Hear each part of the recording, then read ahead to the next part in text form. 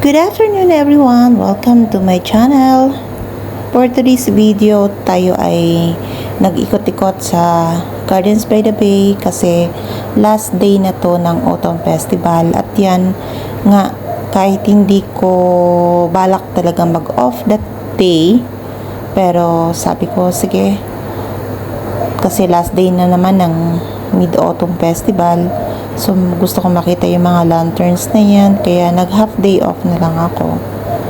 At yan, hanap ako ng mga lanterns na yan. Sabi ko, saan ko ba ito matatagpuan? Kasi nga, hinanap ko na lahat. Umikot-ikot na ako. Pero hindi ko pa rin nakikita. At ang nakita ko nga yan, sobrang na-amaze ako. Ang dami-dami pong tao dyan that time.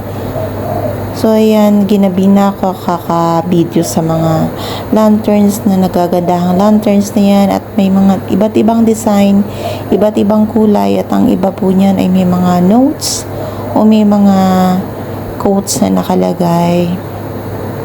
Iba't ibang gawa ng mga kabataan at kung sino man ang may mga gawa niyan. Saludo po ako sa inyo. At so, sobrang gaganda at may mga nakaukit pa talaga. May mga design, may mga sulat na mga Chinese at hindi po natin yan maintindihan kung ano nga bang kahulugan yan. Pero ang ibig sabihin nga ng Mid-Autumn Festival ay yun ay ginaganap nila na may kasama mga lanterns at mooncakes na ang ibig sabihin ay prosperity, good luck sa buong pamilya. At yan, dahil last day na nga, ang dami-dami pong tao that time. Nakasiksikan din ako at para kumuha ng mga pictures, videos at yan lang ang nagiging libangan ko at tuwa ako pag nakakakita ako ng mga ganyang mga pailaw. Isa ka lang parang pata lang na natutuwa sa mga ilaw na makikita mo. At dyan naman sa giant butterfly na yan, ang daming pila. So ang ginawa ko, nagpipicture na lang ako at binablock ko yung tao na nandun na nakaatayo dyan para hindi siya makita at kunwari nasa gitna ako. Kasi kung magsisiksikan ka dyan, naabutin ka dyan ng siyam-siyam.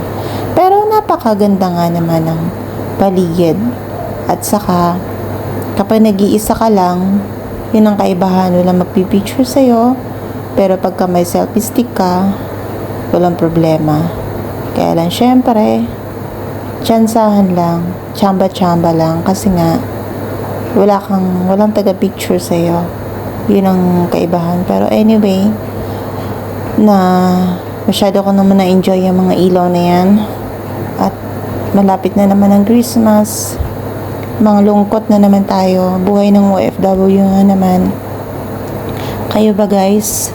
Nalulungkot din ba kayo pag Pasko at hindi tayo makauwi na Pilipinas? Ako hindi ko pa time para umuwi kasi kakauwi ko lang. Pero syempre, i-enjoy na lang natin yung moment na kahit hindi kasama yung pamilya, makausap man lang sila, malaking bagay na yun.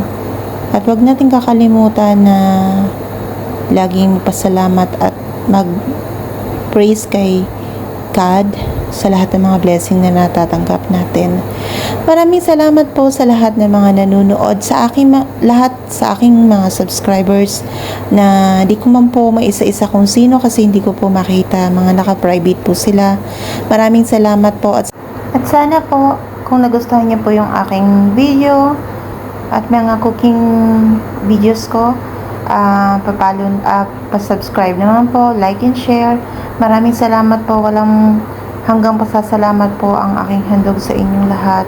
Hindi ko man po kayo maisa-isa. PM na lang po ninyo ako o mag-comment po kayo dyan kung gusto niyo po magpa-subscribe din po. Thank you so much. God bless.